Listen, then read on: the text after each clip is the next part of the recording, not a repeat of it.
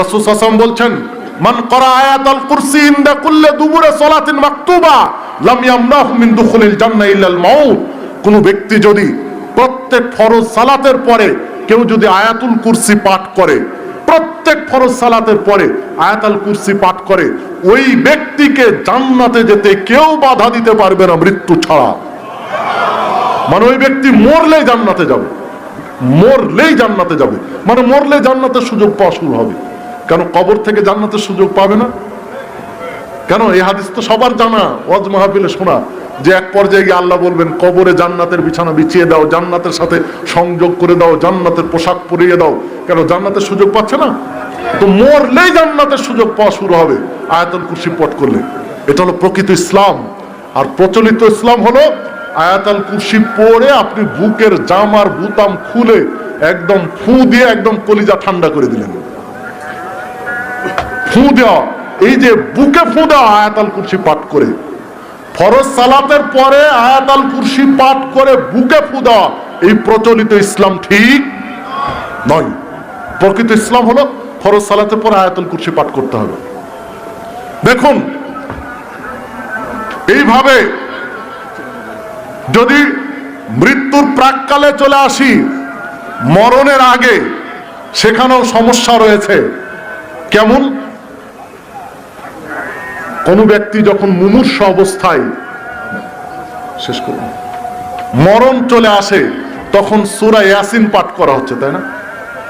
সূরা ইয়াসিন পাঠ করা হয় এবং অনেক ফজিলত বলা হয়, অথচ মুমূর্ষ ব্যক্তি, মৃত্যু পথযাত্রী ব্যক্তির কাছে সূরা ইয়াসিন পাঠ করার কোনো হাদিস সহিহ নয়।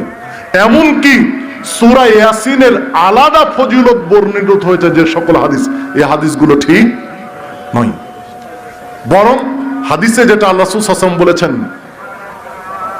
যে ব্যক্তির শেষ কথা হবে লা ইলাহা ইল্লাল্লাহ, ওই ব্যক্তি জান্নাতে প্রবেশ করবে।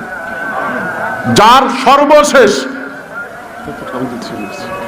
যে ব্যক্তির সর্বশেষ কথা হবে লা ইলাহা ইল্লাল্লাহ, ওই ব্যক্তি যাবে জান্নাতে। তবে এইখানে কথা রয়েছে, এই লা ইলাহা ইল্লাল্লাহ বললেই শুধু জান্নাত, এই কথা নয়। লা ইলাহা ইল্লাল্লাহ বললেই যদি জান্নাত হয়, তো বাংলাদেশের ফকির মিসকিনরা সবার আগে জান্নাতে যাবে, কারণ ওরা সবচেয়ে বেশি লা ইলাহা ইল্লাল্লাহ বলে। সম্মানিত উপস্থিতি, অথচ এ কথা ঠিক যে গরিবরা আগে জান্নাতে যাবে, এই হাদিস ঠিক আছে যে গরিবরা ধনীদের আগে জান্নাতে যাবে। তবে তাদের মূল আমল কিন্তু ঠিক থাকতে হবে। সালাত, সিয়াম, হালাল গুলো করবে আর হারাম গুলো ছাড়বে। সালাত ঠিক রাখবে, সিয়াম পালন ঠিক রাখবে, আর হালালটা করবে আর হারামটা ছাড়বে, তাহলে গরিবরা সবার আগে জান্নাতে যাবে। কয়টা কাজ? 4টা। ফরজ সালাত, একজন সাহাবী বলছেন যে ইদা সাল্লাইতুস সালাতাল মাকতুবা, যদি আমি ফরজ সালাত আদায় করি, অসুমত রমাজান, রমাজানের সিয়াম পালন করি, ওয়া হালালতুল হালালা, আর হালালটা হালাল মনে করে করি, ওয়া হারামতুল হারামা, এবং হারামটা বর্জন করি, আদখুলুল জান্নাহ, তাহলে কি আমি জান্নাতে যাব? ক্বালা নাম, আল্লাহ রাসূল সাল্লাল্লাহু আলাইহি ওয়াসাল্লাম বলেন, হ্যাঁ তুমি জান্নাতে যাবে। সহিহ মুসলিমের 119 নম্বর হাদিস। তাহলে একজন গরিব খুব সহজে জান্নাতে যাবে। কিভাবে? ফরজ সালাত আদায় করবে, ফরজ সিয়াম পালন করবে, আর হালালটা গ্রহণ করবে, হারামটা ছাড়বে। কিন্তু আমাদের গরিব ভাইদের একটা বড় সমস্যা হলো, অধিকাংশ গরিব ভাইয়েরা বিড়ি টানে। বিড়ি টানে না? রিক্সা চালক, ভ্যান চালক, দিন মজুর, খেটে খাওয়া, এই শ্রেণীর মানুষদের বেশিরভাগ দেখেন বিড়ি টানছে। হ্যাঁ, যারা টাকা আছে এরা বিড়ি খায় না, এরা মদ খায়। যাদের টাকা বেশি ওরা বিড়ি খায় না, ওরা সিগারেট খায়, মদ খায়, গাঁজা খায়। আর যাদের টাকা কম ওরা বিড়ি খায়। এটা থেকে, হারাম থেকে বেরিয়ে আসতে হবে, হালালটা করতে হবে আর হারামটা ছাড়তে হবে, তাহলে জান্নাত সহজ। যে কথা বলছিলাম, আল্লাহ রাসূল সাল্লাল্লাহু আলাইহি ওয়াসাল্লাম বলছেন যে সহিহ বুখারীর 99 নম্বর হাদিস, মান ক্বালা লা ইলাহা ইল্লাল্লাহ খালিসান বিকলবিহি আও নাফসিহি দাখালাল জান্নাহ। যে ব্যক্তি অন্তর থেকে, খালেস অন্তরে, বিশুদ্ধ নিয়তে লা ইলাহা ইল্লাল্লাহ বলবে, ওই ব্যক্তি জান্নাতে যাবে।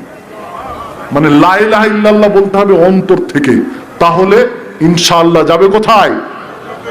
জান্নাতে। লা ইলাহা ইল্লাল্লাহ হবে অন্তর থেকে, তাহলে জান্নাতে যাবে। অন্তর থেকে যদি লা ইলাহা ইল্লাল্লাহ না বলে, তাহলে এই লা ইলাহা ইল্লাল্লাহ দিয়ে জান্নাত হবে না, এই লা ইলাহা ইল্লাল্লাহ দিয়ে জান্নাত পাওয়া যাবে না। সম্মানিত উপস্থিতি, যে কথা বলছিলাম যে প্রকৃত ইসলাম আপনাকে আমাকে বুঝতে হবে এবং প্রকৃত ইসলামটা মানার চেষ্টা করতে হবে। প্রকৃত ইসলাম আর প্রচলিত ইসলামের মধ্যে অনেক তফাৎ।